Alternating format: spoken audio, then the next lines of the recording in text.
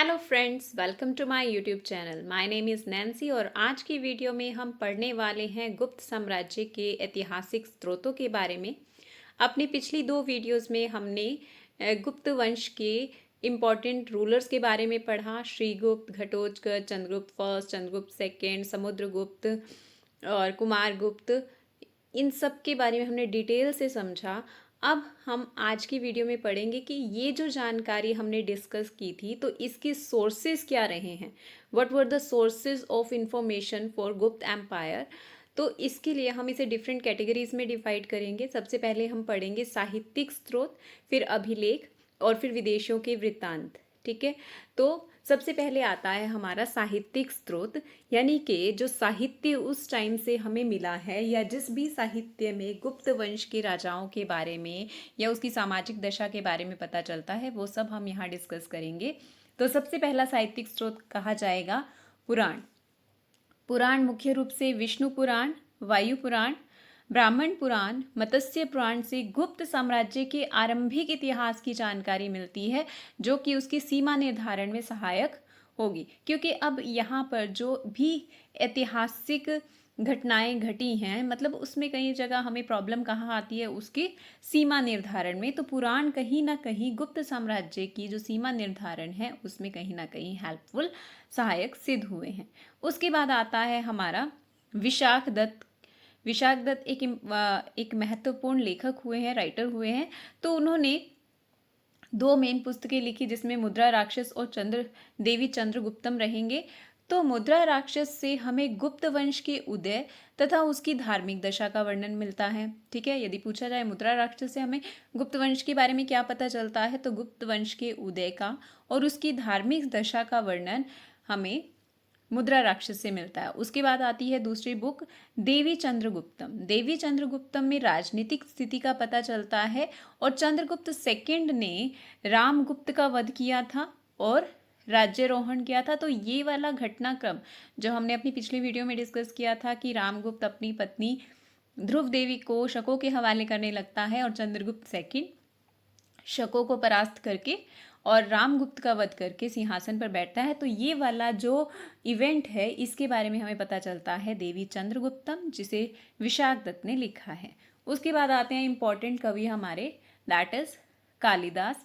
कालिदास की ऋतु संहार और मेघदूत, ये दो पुस्तकें हैं जिनसे हमें गुप्त काल का पता चलता है।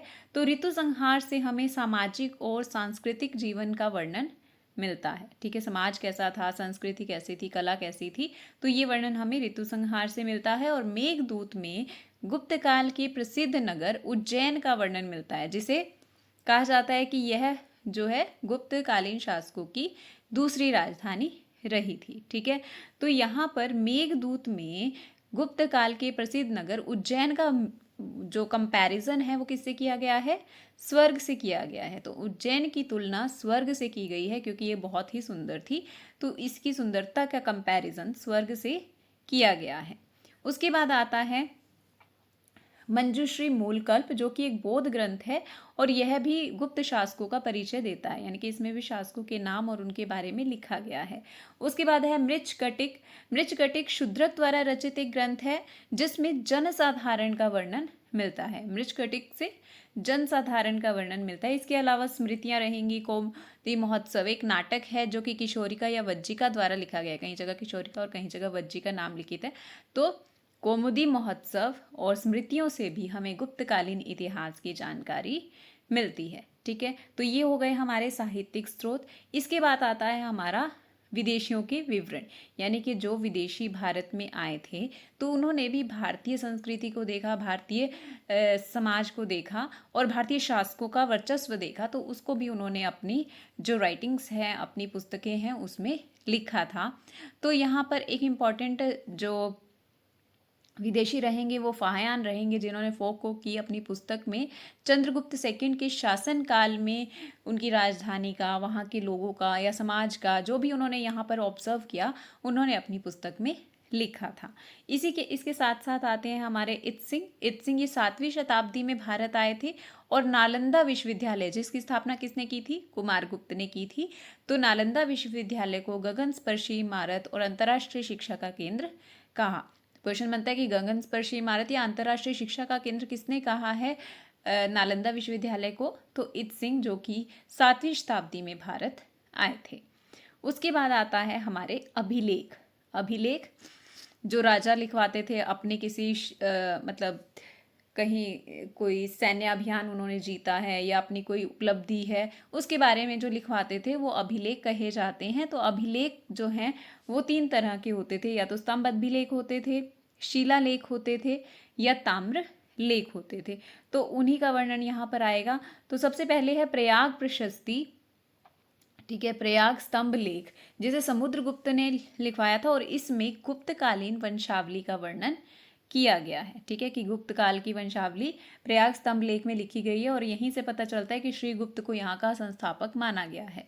ठीक है, उसके बाद आती है उदयगिरी गुफा लेख, जिसमें चंद्रगुप्त विक्रमादित्य यानी चंद्रगुप्त सेकंड की विजयों का वर्णन है, कि उसे दिग्विजय मतलब उसने बहुत ज़्यादा एरिया कवर कर लिया था, तो इसका वर्णन हमें उदयगिरी के गुफा लेख से मिलता है। उसके बाद आता है जूनागढ़ अभिलेख, स्कंदगुप्त द्वारा सुदर्शना झील का जीर्णोद्धार।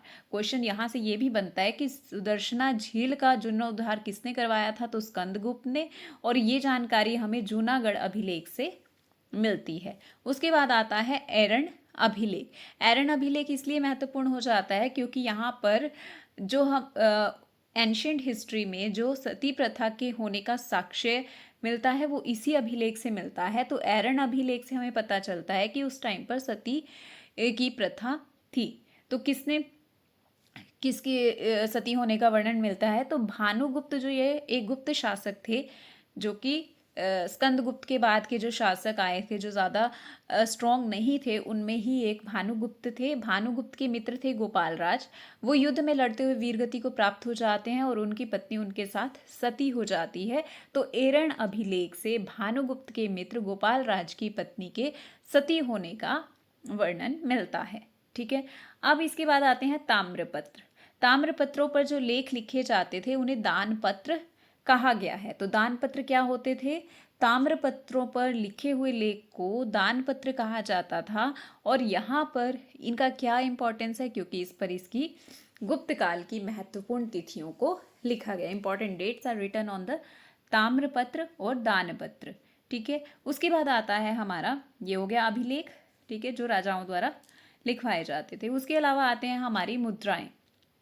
मुद्राएं शुरू से ही बहुत इंपॉर्टेंट रही है। इससे हमें पता चलता है भी जो राजा है या जो साम्राज्य है वो कितना स्ट्रॉन्ग है। अगर सोने के ज़्यादा सिक्के चल रहे हैं तो इट मीन्स कि वो बहुत ही स्ट्रॉन्ग है। सोना अच्छी क्वालिटी का है तो वो बहुत स्ट्रॉन्ग है। ठीक है, तांबे के हैं, चांदी के, तो जैसे राजा की फाइनेंशियल पोजीशन होती थी उस अकॉर्डिंग वो सिक्के चलवाते थे। तो यहाँ पर पॉइंट याद रखना है कि यहाँ पर गुप्त साम्राज्य में सोने के सिक्के बहुत ज़्यादा पाए गए हैं। ठीक है, अब यहाँ पर कुछ जो स्वर्ण मुद्राएं हैं उनके ऊपर कुछ अंकित होता हुआ दिखाई देता है। तो वहाँ से क्वेश्चन बनते हैं कि चंद्रगुप्त और कुमार देवी, ठीक है, लिच्छवी साम्राज्य की राजकुमारी थी कुमार देवी, और चंद्रगुप्त फर्स्ट, इनका विवाह होता है। तो इनके विवाह के बाद चंद्रगुप्त फर्स्ट जो हैं कुछ सिक्के चलाते हैं जिसमें वो सिंदूर दान करते हुए दिखाए गए हैं, या फिर उस पर लिच्छवाय लिखा गया है, मतलब कि उनके लिच्छवी राज्यों से संबंध की बात की गई है। तो यहाँ से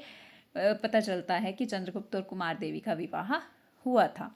उसके बाद समुद्रगुप्त की एक मुद्रा मिली है जिस पर अश्वमेघ घोड़ा अंकित है, और इससे क्या पता चलता है कि समुद्रगुप्त ने अश्वमेघ यज्ञ किया होगा और अपने साम्राज्य का विस्तार किया होगा। इसके अलावा समुद्रगुप्त की वीणा बजाते हुए जो मुद्रा है उससे पता चलता है कि समुद्रगुप्त को संगीत कला से कितना प्रेम था, कि वो खुद भी संगीत सीखते थे।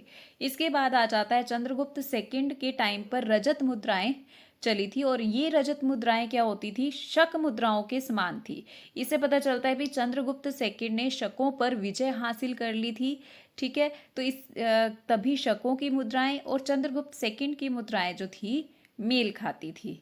अब इन मुद्राओं से हमें एक और पॉइंट पता चलता है कि जो राजा होते थे वो किस तरह की वेशभूषा पहनते थे, वो किस तरह के यज्ञ करते थे, तो वो सब इंफॉर्मेशन, वो सब आइडियाज़ भी हमें इससे मिल जाता है। तो राजाओं की तस्वीरों से उनकी वेशभूषा का भी पता चलता था। ठीक है, तो ये हो गए हमारे मुद्राएं और अभिलेख। अब आ गया हमारा स्मारक, यानी कि गुप्त काल के जो इम्पोर्टेंट स्मारक रहेंगे। स्मारक में जैसे अब वहाँ जो गुप्त शासकों ने मंदिर बनवाए थे या मूर्तियाँ बनवाई थी या गुफाओं का में कुछ कलाकृतियाँ बनवाई थी, तो उससे भी आइडिया लगता है कि हाँ ये गुप्त काल से संबंध रखते हैं। तो यहाँ पर इम्पॉर्टेंट मंदिरों में आ जाएंगे हमारे भूमरा। भूमरा एक जगह का नाम है जहाँ का शिव मंदिर फेमस है। जबलपुर तिगावा से विष्णु मंदिर, देवगढ़ का दशावतार मंदिर, अजयगढ़ नयनकुठारा में जगह है जहाँ पर पार्वती मंदिर है। तो यानी कि गुप्त काल के मुख्य मंदिर रहेंगे शिव मंदिर, वैष्णो मंदिर और दशावतार मंदिर और पार्वती मंदिर। ठीक है, अब इससे क्या अंदाज़ा लगता है भाई कि उस टाइम के जो शासक थे वो वैष्णव थे, हिंदू धर्म को मानते थे, इसलिए हिंदू मंदिरों का निर्माण किया गया। उसके बाद आता है स्तंभ लेख। महरौली का लोह स्तंभ जो है वो गुप्त काल का सबसे इम्पॉर्टेंट माना जाता है, क्योंकि ये एक ऐसा लोह स्तंभ है जिससे इंफॉर्मेशन तो मिलती ही है, उसके साथ इसकी इस लोह स्तंभ की यह क्वालिटी है कि इसको आज तक भी जंग नहीं लगा है। इतने सालों के बाद भी आज तक इस लोह स्तंभ को जंग नहीं लगा है। उसके बाद गुप्तकालीन मूर्तियाँ। बुद्धगुप्त ने सारनाथ प्रतिमा बनवाई थी और कुमारगुप्त ने सारनाथ की बौद्ध प्रतिमा बनवाई थी। और इन दोनों प्रतिमाओं में इम्पॉर्टेंट क्या है कि इसके जो नीचे वाले भाग में कुछ लेख लिखवाए गए हैं, मतलब उसने कुछ राइटिंग्स लिखवाई हैं उसके ऊपर, तो ये इम्पॉर्टेंट हो जाता है। बुद्धगुप्त ने सारनाथ की प्रतिमा बनवाई थी और कुमारगुप्त ने सारनाथ की बौद्ध प्रतिमा बनाई थी, जिसके निम्न भाग में कुछ लेख लिखे गए हैं। उसके बाद आ जाता है अजंता और बाघ नामक बौद्ध गुफाएं जो मठ का काम करती थी। ठीक है, और उसके बाद चंद्रगुप्त विक्रमादित्य के काल में उदयगिरी गुफा ब्राह्मण गुफा मंदिर है। तो ब्राह्मण गुफा मंदिर, उदयगिरी गुफा मंदिर। तो ये सब जो सोर्सेस हैं इनसे हमें पता चलता है कि गुप्त काल का जो शासक जो थे, वंशावली क्या थी, कौन से राजा हुए हैं और किस तरह का शासन, उन्होंने कौन सी विजय हासिल किया, वो किस तरह की कला को यूज़ करते थे। तो ये सब इन्फॉर्मेशन हमें गुप्त साम्राज्य की इससे मिलती है। ठीक है, so this was all about गुप्त साम्राज्य। Thank you, have a nice day.